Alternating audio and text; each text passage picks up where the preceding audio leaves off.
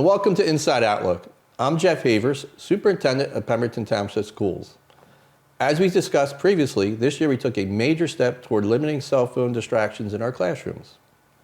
In September, students at our high school were given individual pouches to lock away their cell phones during the school day.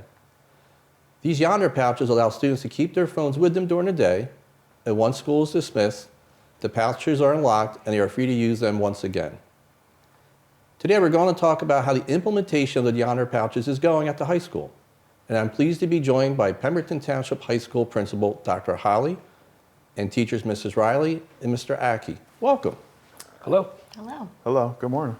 All right, Dr. Holly, the decision to create a phone-free environment came after we saw the negative effects of cell phone use during the school day. Can you briefly summarize how students' cell phone use was affecting learning? Absolutely. So we just noticed a lack of student engagement, huge, significant loss of instructional time, had a number of infractions that were pulling teachers away from delivering instruction to our students, which is obviously the most important part of our jobs here at the high school. So we knew that something needed to be done to address this issue. We met with our school leadership team and we discussed what possibilities we could have to fix some of the things that we were noticing. This discussion took about 2 months, and out of that discussion, it kind of led us in the direction of the Yondr pouches. Okay, so you knew something had to be done. You met with the staff, you did research, and the committee kind of came up with the concept of Yondr pouches. At the end of last year and during the summer months, we notified students and families that the Yondr pouches would be implemented at the beginning of this school year. The first week of school, pouches were distributed to all students. Cell phones were locked up, and the program was off and running. Is that correct? Correct. Okay. While we're only a few months into the school year, we wanted to discuss how the program is going so far, and if there has been a noticeable effect on student engagement and learning. So, Ms. Riley, you're new to Pemberton Township Schools this year, but I understand you used Yondr pouches at your previous school. Can you share what the experience was like? Sure. So I actually used them at my old school, but I had 2 years that I served there before we used them. So it was really unique to be able to see the transition and how much more material I was actually able to get through when we implemented the Yondr pouches. I can remember when we first started, I felt like I was like 2 weeks ahead of my normal scheduled lesson planning. So that just goes to show how quickly we were moving when we finally implemented the pouches, got students off their phone, stopped me from constantly being like, please put that away, please do this, and allowed me to truly just teach and have students' engagement with me and in the classroom.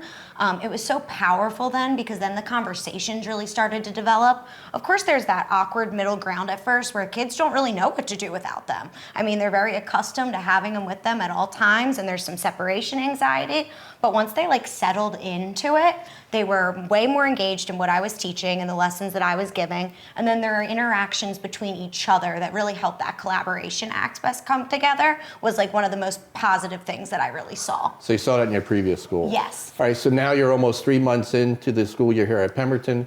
Can you tell us what the atmosphere is like in your classroom here? Did you have the same experience in terms of students kind of not knowing what to do at first without having a cell phone? Absolutely. So of course there's that pushback that you initially get where kids are like, oh, I want my phone, I want my phone. But after even they get used to it, it's funny because the kids see the benefits. I've had students even mention this school year is going so much better.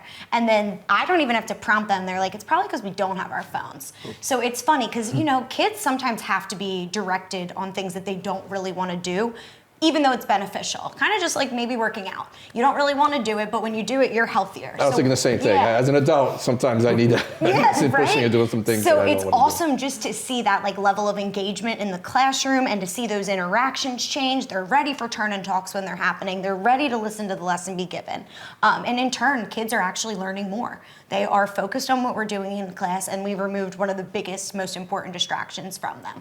And it's also lovely just to see in the lunch periods as well. Not everybody's sitting down at their phone, but actually looking each other in the eye, building those social skills. So of course we care about the educational benefit that we see, but we also really care about them learning how to be with each other. Right.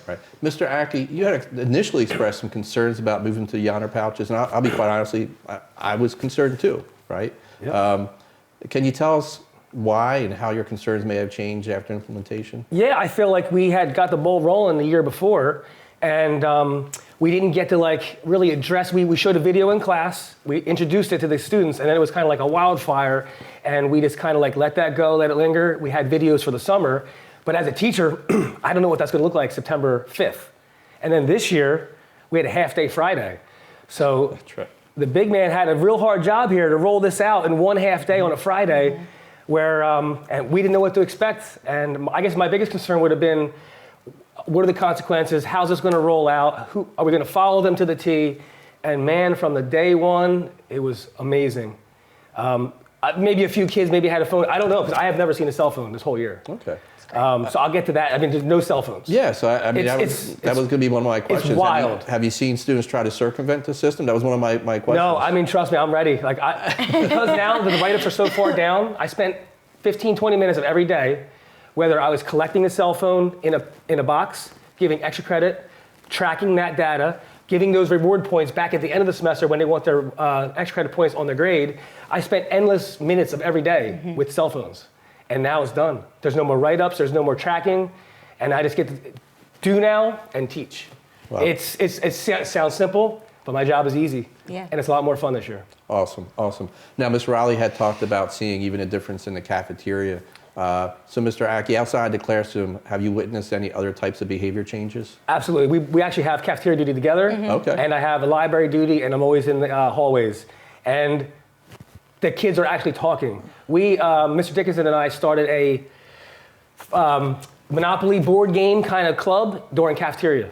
And we had teachers donate board games, and there's probably like 20 games in each cafeteria, and there's kids playing Uno, Monopoly. They're taking a picture with their Chromebook, because they don't have cell phones, and they're getting the game for the next day to reset it, and playing a full game Monopoly over 3 days. That's great, because Mr. Dickinson had sent an email out to lots of people, and I saw it. Yeah, And I mean, there's tons of games. That Friday, I went home, I went on Amazon, I bought Uno, I bought Connect 4. I wanted to buy more. My wife said that's not a game kids are going to like. They're playing Connect 4. Thank you. They're doing it all. I need this so I can show my wife this video. My mother-in-law bought four games for the school. Here you go. Boom. I love them. Yeah. Well, thank you very much. Yeah.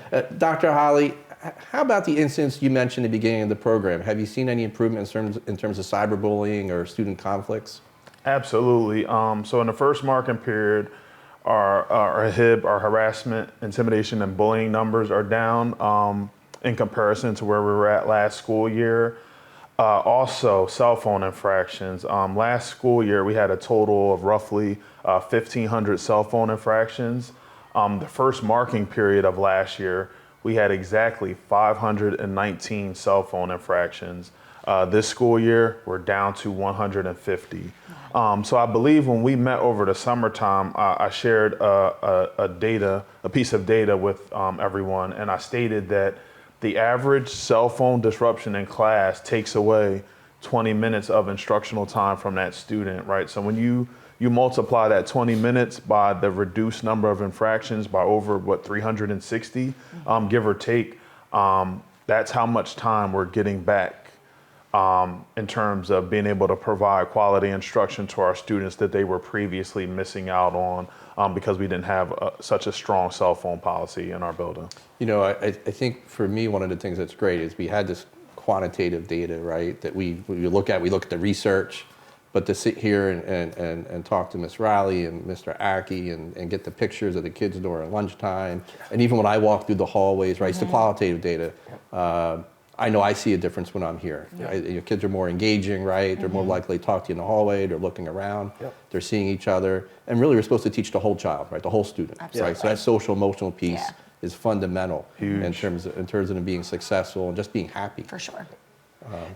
One thing, I want to give Absolutely. credit to the admin team, because it is a huge time commitment. So again, day one, when I walked in, I was out in the hallway ready. I was watching like, how's this going to go out? Because I have a homeroom, and there's no kids in homeroom yet because they're all in the line. Right. So I'm in homeroom, I was watching. I'm like, I want to watch this go down.